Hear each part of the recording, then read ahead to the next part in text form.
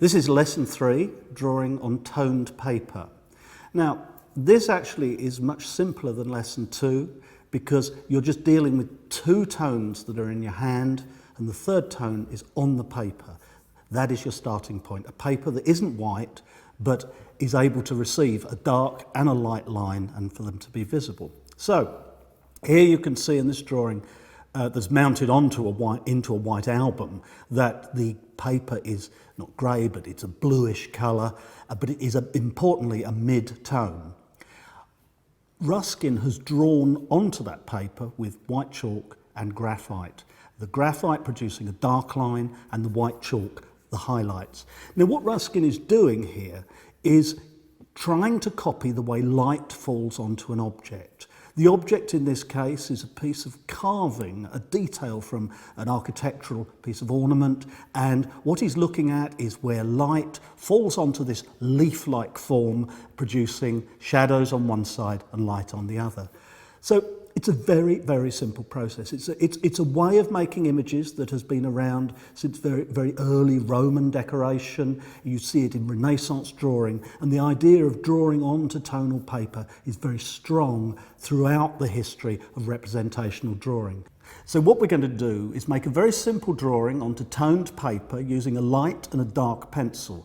The light pencil to record the light side of the object, the dark to record the darker, more shadowed side of the object, and leaving the grey paper to look after the middle tones between. So it's very simple, very straightforward, and shouldn't take you very long. Now, having chosen to use the grey and the white sheet of paper for the demonstration, just remind you how these lines work on here, is that here all 3 are visible, and here 2 are very visible, look very similar, and 1 is rather invisible. Now, if we just make a very simple drawing of a leaf, assuming the light is coming from this direction, I'm going to give one edge like that, and then the other edge in darkness.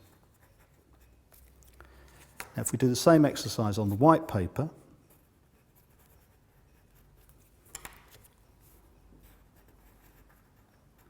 I think what you can see is that the black line survives perfectly well on both.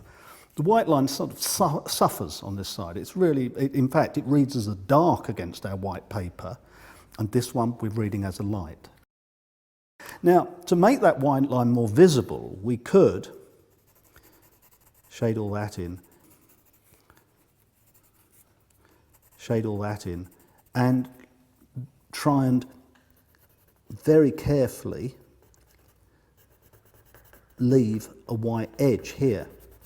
But as you can see, this would take an enormous amount of work and become a substantially different kind of drawing from the elegant and quite simple way of realizing images onto a mid-tone.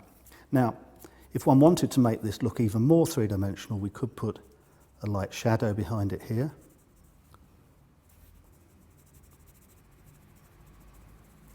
And so it stands up even further. And this is the basis of tonal drawing on a grey ground.